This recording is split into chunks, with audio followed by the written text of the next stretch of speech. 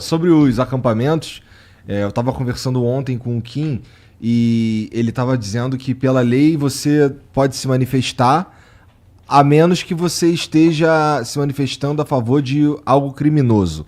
Por exemplo, você está se manifestando, tem que matar não sei quem, o caralho, isso daí a princípio não pode.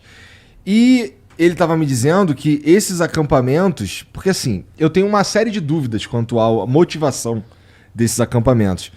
E ele estava dizendo de forma categórica que esses acampamentos eles têm caráter golpista mesmo. Os caras estão ali na frente do quartel do exército pedindo intervenção militar, pedindo um monte de coisa e tal. Então, se for esse o caso, era para ter sido esses movimentos já eram para ter sido desmantelados há muito tempo. Porque se eles estão pedindo isso desde sempre, não era para eles existirem, né? Então tem uma... Tá, aí isso começou antes do Bolsonaro sair, começou no ano passado, mas se prolongou para a primeira semana do Lula e tal. E não houve nenhuma ação em relação a isso. Então, porra, tem uma série de erros em tudo tudo que aconteceu e acabou desaguando na invasão lá de Brasília, que, porra, tudo talvez pudesse ser evitado se a gente tivesse prestado atenção no que estava acontecendo mesmo. Se é que isso que ele estava me falando ontem aí foi realmente... Na verdade, na minha visão, bastaria ter a polícia na quantidade certa e podia ter, ainda que eu seja contra os acampamentos, acho patético, mas poderia ter quantos acampamentos fosse. Porque bastaria você ter a informação. Quantas pessoas você acha que vão se dispor a ficar na chuva, no sol, no acampamento, lá na frente do quartel, falando intervenção já? Né? Quantas pessoas? Não é uma quantidade impressionante. Tanto que eles conseguiram juntar 4.000 pessoas. Quer dizer, que raio de revolução e golpe. E a hora que acontece tudo aquilo que nós acompanhamos, que o Brasil inteiro acompanhou, quando a polícia começa a chegar, não chegam 100.000 policiais, mas um certo número de policiais organizados, preparados e dentro de um plano de recuperação das áreas, rapidamente começa a tirar todo mundo. É isso. Então, se tivesse tido a prevenção, a gente não estaria discutindo o acampamento. Sabe o que a gente ia estar discutindo? Nada. A gente ia falar o seguinte, eles ficaram gritando palavras de ordem, mas a polícia fez o que deveria fazer, as forças de segurança agiram e o patrimônio do Estado está preservado. Então, o culpado são os agentes do Estado. Nós não podemos culpar pelo vandalismo os vândalos. Porque o vândalo faz vandalismo. O vândalo não faz culinária, comida, porque senão ele ia estar no MasterChef. Ele ia ser cozinheiro. Ele é vândalo. Por que a gente chama o cara de vândalo? Porque ele quebra. Só na hora que ele quebra que ele vira vândalo. Então a gente não chamaria ele de vândalo. Chamaria de manifestante. Chamaria do que você quiser. Mas ele só virou vândalo no momento em que a força do Estado não agiu. E a força do Estado continuou a ser força do Estado não agindo. Ele só virou vândalo porque a força do Estado não agiu. É o papel da força do Estado.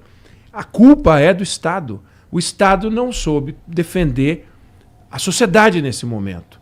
E a sensação... eu não fiquei com sensação de insegurança, você não ficou com sensação de insegurança, nem você. Você não ficou achando que agora, a qualquer momento, podemos ter ataques. Não vai acontecer de novo. Por que não vai ter mais essa brincadeira? Foi uma brincadeira, entre aspas, né? Agora, veja bem, com responsabilidade. Se tem má fé, se o objetivo era desestabilizar, se tinha por trás uma intenção, sim, de repente... alguém ficar lá no palácio, que o cara ia fazer o quê? Ia tomar a sala do Lula? Fizeram o contrário, na verdade. Eles fortaleceram o Lula, eu acho. Né? Porque depois o Lula... Isso deu ao Lula lá a possibilidade de fazer... de pedir lá como é o nome? A intervenção. Na segurança do Distrito Federal. E capital político, eu acho. E outra coisa, né? Em 64, o que aconteceu em 64, teve o apoio da imprensa, da igreja, da sociedade. Classe média toda a favor. A classe média toda a favor. Agora não tinha nada. Então não existia esta alternativa, nunca existiu esta alternativa de vamos tomar o poder. E agora existem depoimentos, né, de pessoas que falavam assim, não, nós íamos acampar aqui dentro. Não, mas vai acampar e o que mais? E aí? Nada. É um nada. É um nada sem liderança, sem nada. Agora, a investigação vai dizer...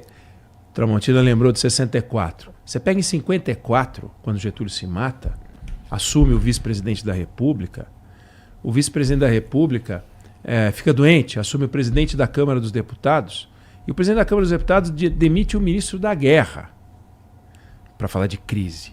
Aí o ministro da Guerra não aceita a demissão dele, porque eles estavam querendo impedir a eleição do Juscelino.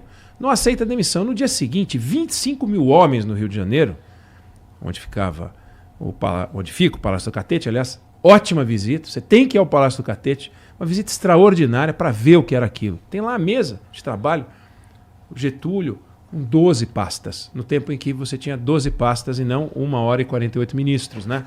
12 pastas. 25 mil homens nas ruas, dizendo o seguinte: não esquece, eu não vou sair. Resultado, o presidente da Câmara dos Deputados tenta se mandar para vir para São Paulo para dar um golpe junto com o Jânio Quadros, que era o governador daqui. Avisaram, a Marinha avisou: se você chegar em Santos, a gente afunda o navio. Aí ele voltou, impeachment dele, ele presidente da Câmara. Aí o vice-presidente volta. Eu estou bem agora. Impeachment também. Em 11 dias. Caralho. O Carlos Lacerda, que estava junto, mandaram para Cuba. Naquela época, Cuba era do Fulgêncio Batista, não era um país de esquerda. Então, crise, meu. Crise. É isso, crise. Coisa de gente grande. É coisa de verdade, exatamente. A gente não dá para a gente... Veja, é uma crise, óbvio. Mas nós não podemos colocar, tem que botar na escala, entendeu? Não tem a escala Richter. Tem uma balinha, aquele terremoto que quebra tudo. Não é isso. É que como a gente